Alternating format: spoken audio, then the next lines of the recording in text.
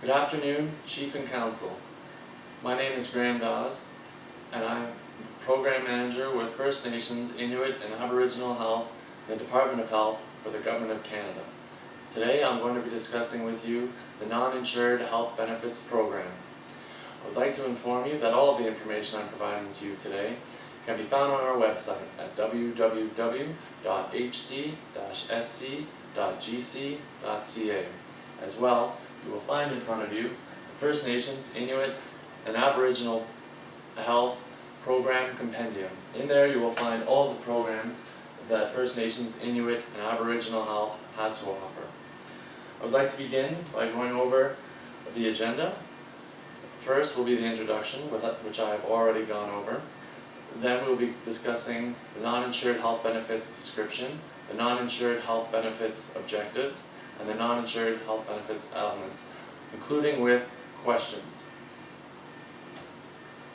You may or may not know the non-insured health benefit program provides 831,090 First Nations, Inuit, and Aboriginals with a range of medically necessary health-related goods and services. In Canada, the provinces and territories are mandated under the Canada Health Act to provide benefits to all residents within their borders, including First Nations, Inuit, and Aboriginals.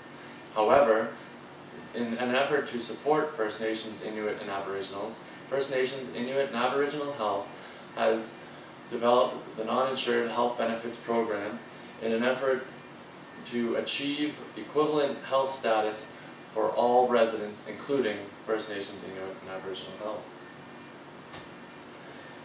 First Nations, Inuit, and Aboriginal Health's Non-Insured Health Benefits Program is a national program going from coast to coast to coast. It provides benefits to all First Nations, Inuit, and Aboriginals.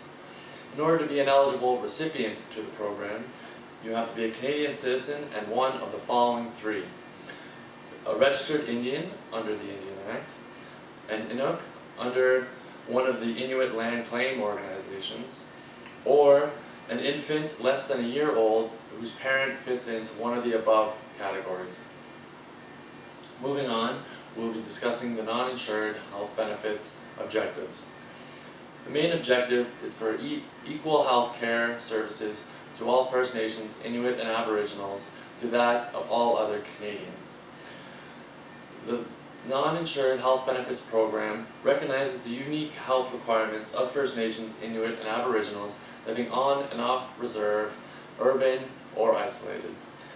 The program has a contributing role within other health programs, such as those offered by provinces, territories, and private insurance firms.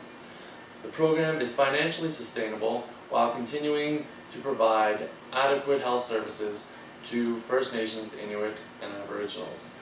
First Nations, Inuit, and Aboriginals can control the program at a time and place that they see fit. Moving on to non-insured health benefits elements, we'll begin with dental health, including diagnostic, preventative, restorative, and many other benefits provided by a licensed practitioner. Medical transportation. Financial assistance is provided for transportation to access medically required services that are not available within the client's community.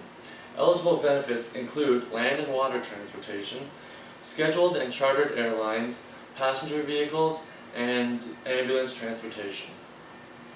Drugs, including prescription and some over-the-counter drugs, are available from pharmacies to be taken in an at-home setting. What this means is these drugs are to be taken from a pharmacy and taken at home. They are not to be distributed from a hospital or a doctor's office.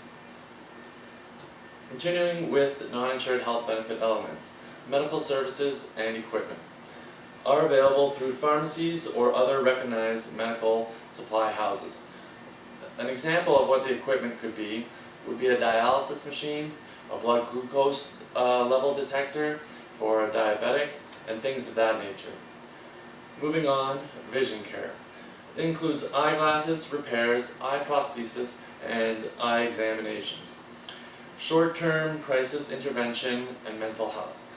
Includes assessment, treatment, and referral done on an intervention short-term basis by a clinical psychologist or a clinical social worker.